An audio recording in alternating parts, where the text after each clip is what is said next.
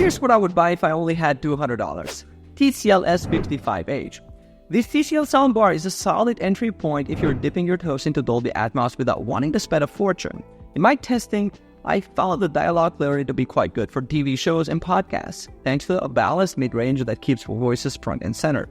The dedicated wireless subwoofer adds a decent amount of thump to action scenes, and it can get surprisingly loud without the sound starting to break up. However, I have to be honest, the Atmos experience itself feels more like a slight enhancement than a true immersive bubble of sound. The height effects are pretty disappointing. I also noticed a slight delay between the video and audio when connected via HDMI ARC, which can be distracting during movies. It's a great pick for someone who wants a simple, affordable upgrade from their TV speakers for a clearer dialogue and more impactful bass, but don't expect it to compete with more premium Atmos setup. VIZIO SV510X-08. The VIZIO SV510X-08 immediately stands out because it gives you a full 5.1 surround sound experience, complete with discrete satellite speakers, which is rare at this price. When I set this up, the biggest surprise was how much of a difference those little rear speakers make. Sound effects in movies actually felt like they were coming from around me, not just from the front. The sound system has a dedicated central channel, which is a huge plus for keeping dialogue clear even when things get chaotic on screen. The trade-off: the subwoofer provides more of a punchy high bass than deep cinematic rumble, and while it supports Atmos, the vertical sound effects are weak because it lacks up-firing speakers. I also found the build quality feels a bit lightweight and the cables for the satellite speakers seem fragile.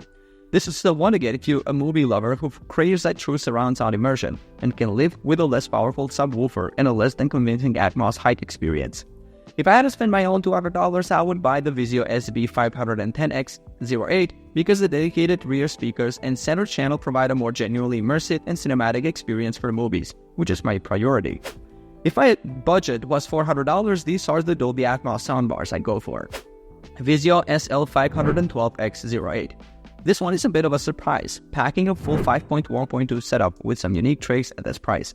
In my testing, the standout feature is the rotating speakers that pop up for Dolby Atmos content.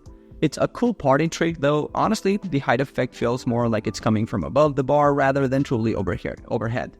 The dedicated surround satellites are a huge plus, giving you that genuine sound all around you feeling during action movies, even if the satellites themselves lack a bit of a height and shimmer for things like clashing swords.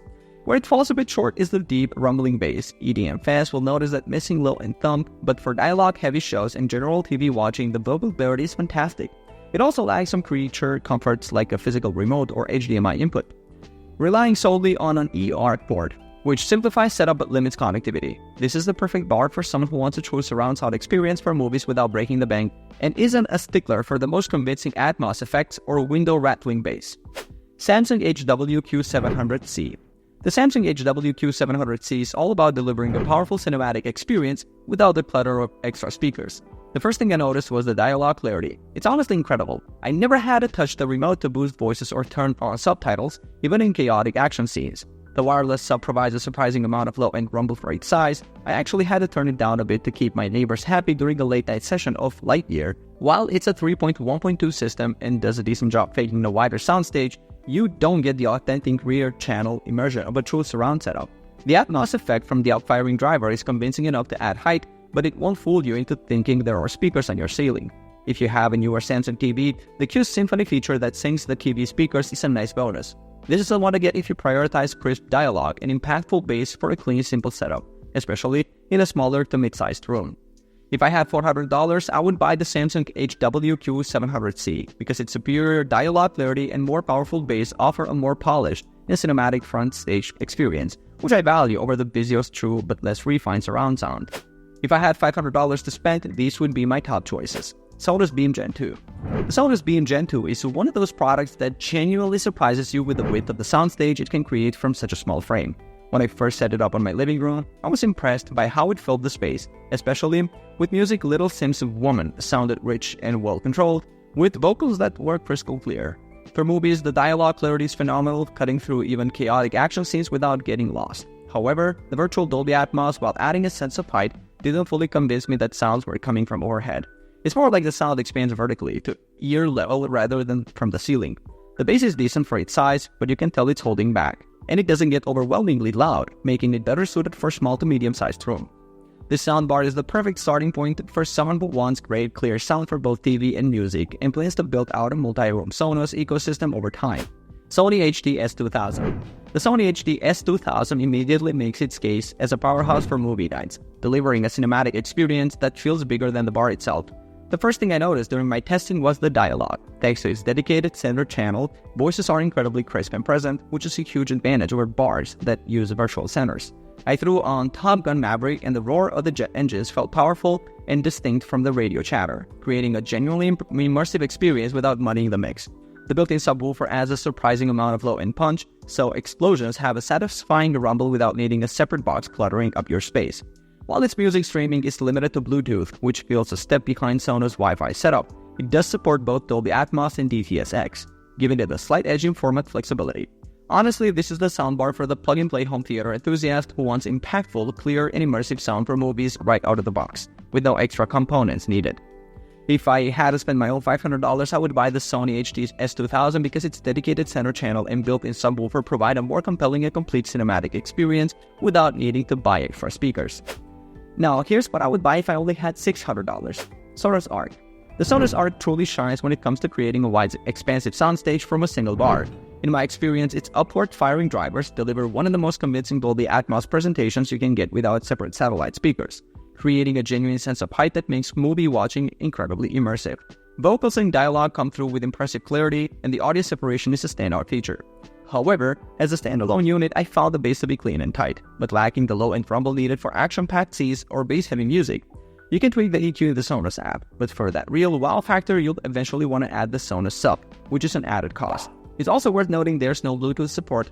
The Arc is the perfect choice for someone who values a sleek, all-in-one design and a truly convincing room-filling Atmos experience, and is willing to build out their system over time for that extra low-end punch. Sony Bravia Theater Bar 6. The Sony Bravia Theater Bar 6 immediately makes its case by including a separate subwoofer in the box, which is a huge plus at this price point. From the moment I set it up, the bass was punchy and powerful, something you just don't get from a standalone bar. Dialogue is another area where it excels. The dedicated center channel and voice enhancement options make conversations in TV shows and movies incredibly crisp and easy to follow. While it looks discreet and is well designed, I found its Atmos performance wasn't quite on the same level as the Arc's. It relies more on virtualization, and I never got that true sense of sound coming from directly above me. The soundstage also feels a bit narrower in comparison, for anyone who wants that cinematic punchy bass for movies right out of the box and prioritizes crystal clear dialogue over the most nuanced overhead Atmos effects. This is the one to get. If it were my money, I'd choose the Sonos Arc because its superior spatial audio and more immersive Dolby Atmos height effects provide a better foundation, even if it means waiting to add a subwoofer for that perfect low-end response. And now it gets interesting. If I had an unlimited amount of money to spend on a Dolby Atmos soundbars, here's what I would buy. Samsung Q990F. Honestly, this system feels like an endgame soundbar. It sets the standard for what a premium home theater in a box should be. In my testing, the first thing that hits you is the sheer power and precision. It filled my large living room with an incredibly detailed hemisphere of sound without ever sounding strained. Watching scenes from Blade Runner 2049, the way the Q990F handled the disembodied voices, and flying vehicles with its 11.1.4 channels was just breathtaking. It creates a genuine bubble of sound that's hard to beat. I was initially skeptical about the redesigned, smaller subwoofer, but it's actually more nuanced and crisp than its predecessors without sacrificing any of the room-shaking impact. The addition of 4K 120Hz pass-through is also a huge win for gamers, something its main competitors lack. If there's a knock, is that it's incremental upgrade over the last model, but it perfects an already winning formula. This is the one for the home cinema purist who wants the most immersive, powerful, and precise Dolby Atmos experience right out of the box. No questions asked. JBL Bar 1300X. The JBL Bar 1300X is easily the most versatile and, frankly, most fun soundbar I've had my hands on. Its party tray is a completely wireless, detachable surround speaker. I could just pop them off the main bar and place them behind my couch for a movie night, and the system calibrates to the room to optimize the sound. I even took one into the kitchen to use as a standalone Bluetooth speaker while cooking, which is just incredibly practical. The 11.1.4 channel setup, paired with a massive 12-inch subwoofer, delivers a genuinely powerful and bass-heavy cinematic experience that makes action movies feel alive. While these Dolby Atmos effects are impressive, creating an all-around immersive feel, I found it didn't quite have the same flawless overhead precision as the Samsung without some tweaking. The biggest drawback for me is the lack of HDMI 2.1 support, meaning no 4K 120Hz for next-gen gaming.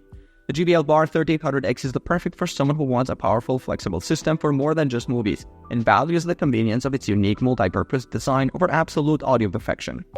If I had an unlimited budget, I would buy the Samsung Q990F because it delivers the most complete and sonically precise Dolby Atmos experience I've ever heard from a soundbar, making it the uncompromising choice for pure performance. Alright guys, thanks for watching. I hope this video helped you pick the best Dolby Atmos soundbars for you. If you have any questions, drop a comment below. Links to all these products mentioned in this video will be in the description. Alright, peace out.